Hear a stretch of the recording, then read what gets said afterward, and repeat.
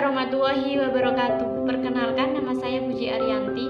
Di sini saya akan menjelaskan sedikit tentang penelitian saya yang berjudul Studi Kasus Anak Berkebutuhan Khusus yang biasa disingkat dengan ABK. Penelitian kali ini dilatar belakangi dengan pendidikan anak berkebutuhan khusus sekarang tidak hanya di sekolah luar biasa atau yang biasa disebut dengan sekolah SLB, tetapi sekarang sudah menjadi perhatian khusus bagi pemerintah. Jadi anak SLB bisa sekolah di SD umum, negeri atau swasta yang lain. Kebetulan saya adalah guru di salah satu SD di Semarang yang kelasnya gabungan antara anak normal dengan anak ABK. Di sini jadi saya tertarik untuk meneliti anak berkebutuhan khusus tersebut. Sekarang kita ke bab pembahasan studi kasus anak yang berkebutuhan khusus. Penelitian kali ini saya laksanakan di salah satu SD di Semarang, tepatnya di tempat saya mengajar. Penelitian ini di kelas yang kebetulan gabungan antara anak normal dengan anak ABK. Di sini saya memilih anak ABK yang inisialnya MA. MA perilakunya sangat istimewa dibanding teman-temannya. MA sangatlah unik dari yang biasanya. Ketika saya mengajar, MA sering berdiri sendiri tanpa sebab, bercanda dengan temannya, memukul-mukul meja, kadang-kadang tertawa berbahak-bahak tanpa sebab. Itu yang biasanya MA lakukan di kelas. Di sini saya mengambil 3 rumusan masalah. Yang pertama, bagaimana kasus yang ada pada anak yang berkebutuhan khusus atau disingkat ABK. Yang kedua, bagaimana teori menjelaskan anak ABK tersebut. Yang ketiga, solusi apa yang dapat menyelesaikan kasus yang ada pada anak ABK.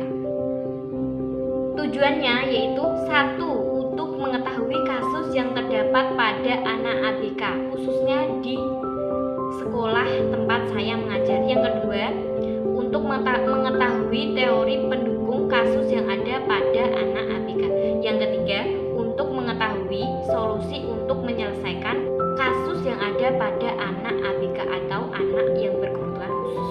Perilaku MA antara lain 1. Tidak bisa diam, sering memukul-mukul meja, tertawa bahak-bahak tanpa sebab, kadang-kadang juga sering mengganggu temannya. MA juga gampang bosan dengan mata pelajaran yang saya ajar. Contohnya, ketika saya menyuruh menulis, MA baru 1 paragraf sudah beralih. Beralih apa?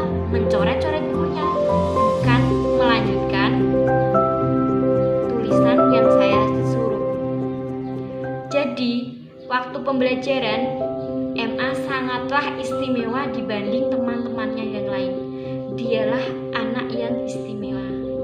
Perilaku MA didukung oleh pernyataan Berkeley yang menyebutkan bahwa di kelas anak berkebutuhan khusus sering menunjukkan masalah perilaku anak-anak, lebih sulit merespon pengajaran dan kurang mampu menyelesaikan tugas akademik dibandingkan dengan teman sebayanya. Lanjut ke teori-teori yang menjelaskan anak berkebutuhan khusus atau anak ABK. Di sini saya mengambil 4 teori. Yang 1, karakteristik anak berkebutuhan khusus. Yang kedua, model perilaku pendidikan anak berkebutuhan khusus. Yang ketiga, pendidikan untuk anak berkebutuhan khusus perspektif barat. Yang keempat atau yang terakhir, pendidikan untuk anak berkebutuhan khusus perspektif fitrah. Yang pertama yaitu teori tentang karakteristik anak berkebutuhan khusus.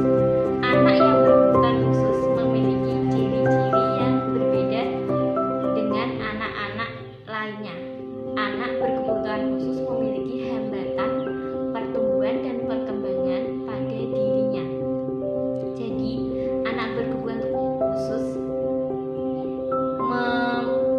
sangat butuh bimbingan kita untuk mengembangkan dan mengoptimalkan pertumbuhan dan perkembangannya.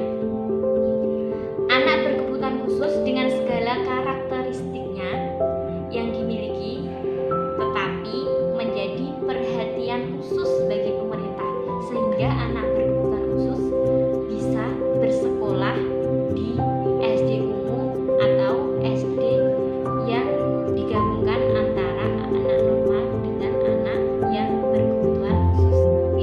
Teori yang kedua yaitu model perlakuan pendidikan anak berkebutuhan khusus.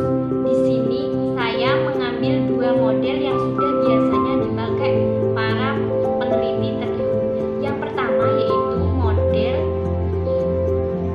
medis, yang kedua model sosial. Dalam model tersebut menyatakan bahwa anak yang berkebutuhan khusus perlu mengubah dan beradaptasi dengan kondisinya. Jadi tidak ada gagasan bahwa justru masyarakat dan lingkungan yang harus diubah, tetapi merekalah yang beradaptasi dengan lingkungan dan masyarakat, dan mereka menyadari kalau dia memiliki kekhususan istimewa dari Allah Subhanahu wa Ta'ala. Teori yang ketiga yaitu pendidikan untuk anak berkebutuhan khusus perspektif Barat. Menurut aliran negativisme atau naturalisme yang menyatakan bahwa seorang anak memiliki pembawaan yang baik, ia rusak disebabkan oleh pendidikan manusia, sehingga ia harus diserahkan kepada alam agar seorang anak dapat tumbuh dengan sendirinya tanpa campur tangan manusia.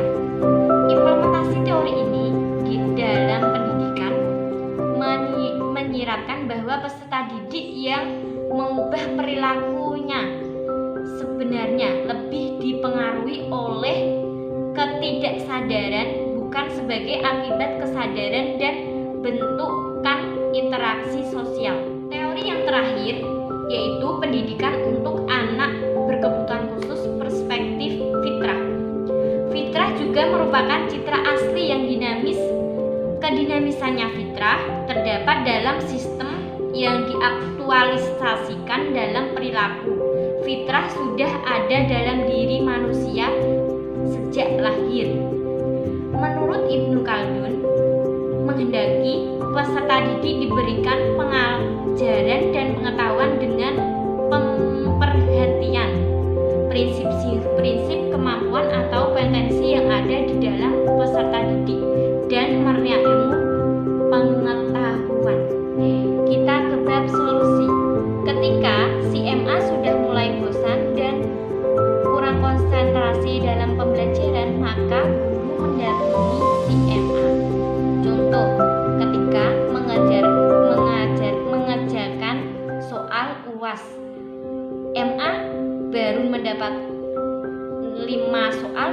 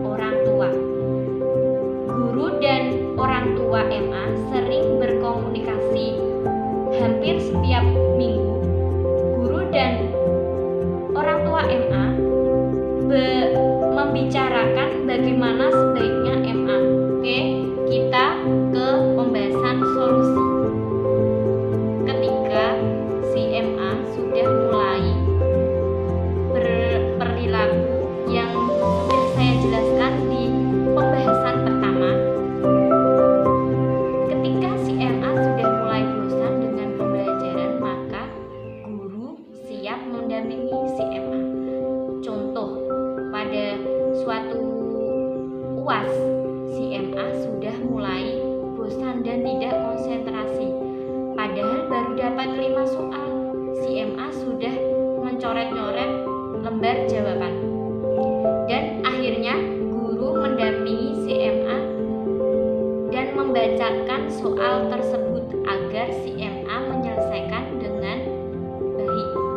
Yang kedua, ketika waktu pembelajaran berlangsung atau KBM, kegiatan belajar mengajar berlangsung di kelas, si MA sudah kurang konsentrasi atau sudah mulai bosan, maka guru mengalihkan dengan media yang baik atau yang bisa menarik perhatian si MA sehingga si MA dapat mengikuti pembelajaran dengan baik. Yang ketiga yaitu kerjasama guru dengan orang tua. Guru dan orang tua berkomunikasi dengan baik. Satu minggu itu pasti ada pertemuan guru dengan orang tua, karena guru bisa menceritakan pembelajaran atau bagaimana cara mengajar MA di sekolah agar orang tua bisa mengaplikasikan atau mencontoh tersebut di rumah.